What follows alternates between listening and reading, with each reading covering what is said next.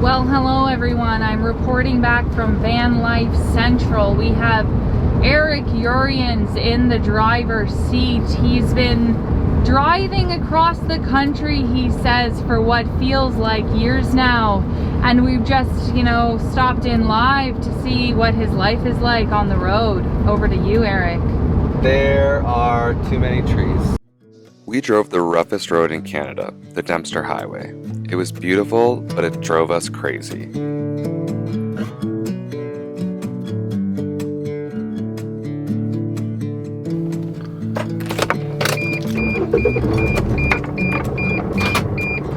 On our way towards the Dempster, we had to get Kunik and Clyde a few vaccines, and the only vet available was a sled dog vet. He administered the vaccines on the porch of his home up a dirt road. It was a slightly different experience than the veterinary clinic back home, but we're happy we were able to get them the care they needed.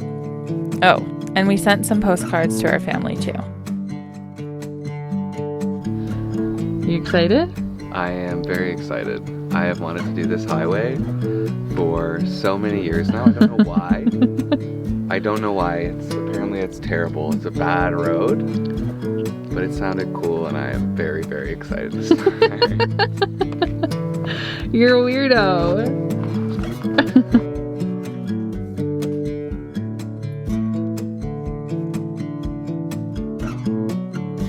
We didn't even get past the short section of paved road before going a little nutters listening to Na-cho. You're gonna go! It ain't easy on the little. You're the great. Look at this lake, it's a real pretty lake. Whatever you are. None of that audio should go in the vlog. Oh, it's gonna be the vlog. That was the fridge. It was the fridge.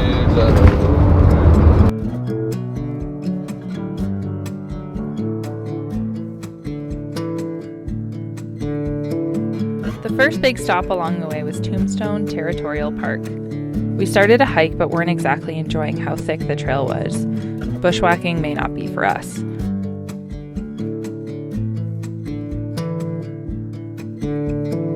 We decided to head to the campsite and play a game of Magic instead.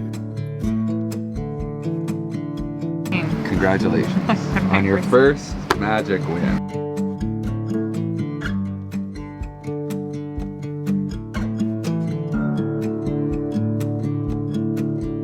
Okay, so our Starlink cable, we put it through this window and we've been closing it.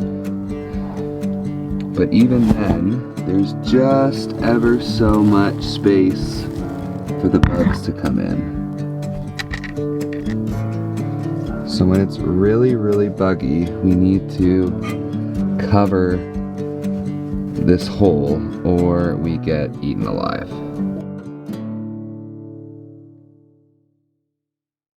At the Tombstone Visitor Center, we picked up a pamphlet on the DEMPSTER Highway. It filled us in on all of the facts of the ecosystems we pass through.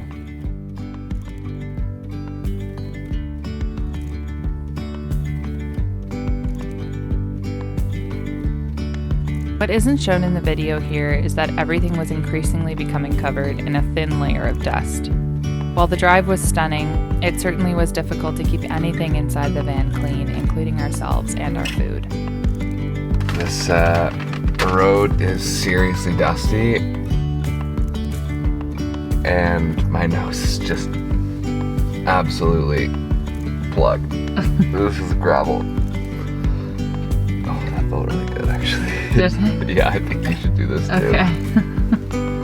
Is your face really dirty? Actually not that bad. It's not clean, that's for sure. Clean, but it's not bad. Leading up to this hotel, we were getting very excited because a pamphlet promised us that Eagle Plains would be our glimpse of civilization. We were a little crestfallen when we showed up and saw that the population was only 9 people.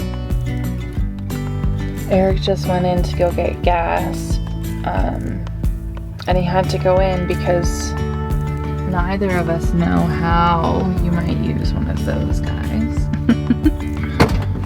What's the verdict? Yeah, they're closed. Oh, jeez. Okay. The guy's like, nope, closed. So, I mean, we're fine. Are we? We'll still up in Inuvik. Famous last words.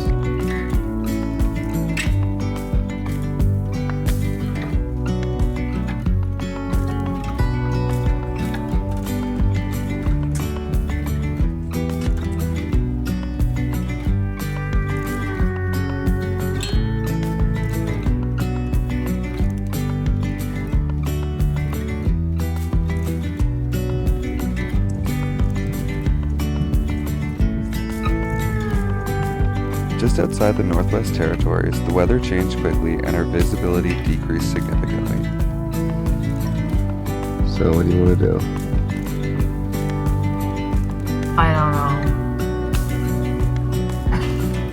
I don't want to drive in this, but I also don't know if it's stupid to just sit on the side of the highway to get schmecked. Well, we're not on the side of the highway. We're on a pullout.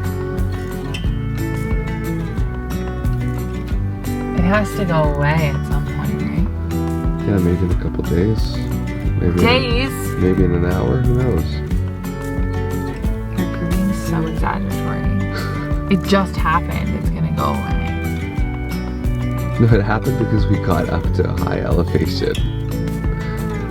Yeah, but like it's not always like this up here. No, it's not. But remember Samuel Glacier? How long did it take that to go away? Well, maybe this is home for the night then, Erik. Okay, sure. Ah! It's fine. Erik wasn't feeling well, so he laid down to take a nap while I made some lunch and wallowed in the existential dread that comes with bad weather and being stuck on a mountain pass.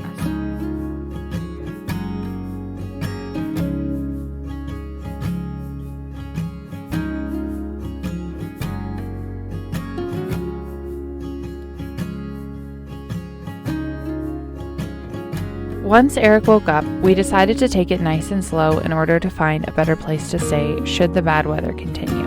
We were pleasantly surprised when it cleared up altogether.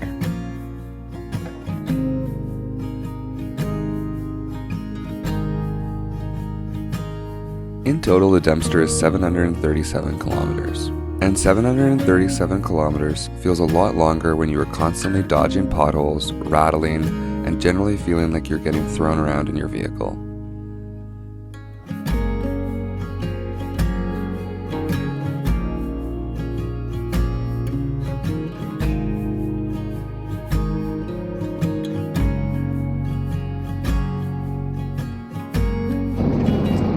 Okay, so we're currently on our way to Inuvik. We have about a 2.5 hour drive.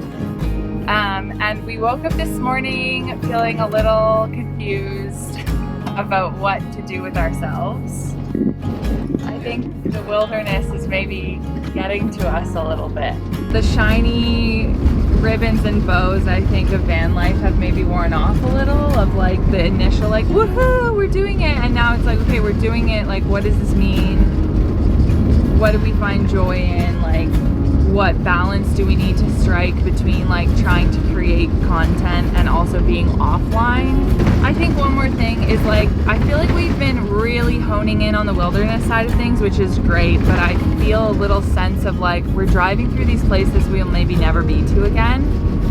And I want to actually see those places. Like, I want to see Inuvik, I want to see Tuk, and we've really focused on like the wilderness expedition side. But I definitely want to get a little more in on like the history of the places we've been to and like learning about the lands more than just like, oh, that's pretty. And I think that will help us feel more centered and in where we are. Oh, this is pretty. Oh yeah. Oh, we're across the Mackenzie. There's the Mackenzie, the infamous river of Erik's dreams. Yes. Look at that though. That's a pretty bomb-ass river. That's what they say about a river. It's pretty bomb-ass.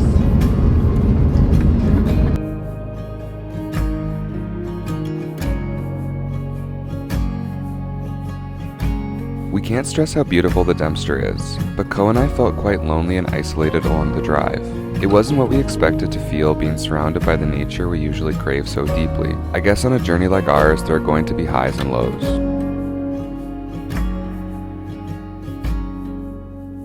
We were happy to arrive in Inuvik, and we were excited to spend our next week exploring van life in the Arctic.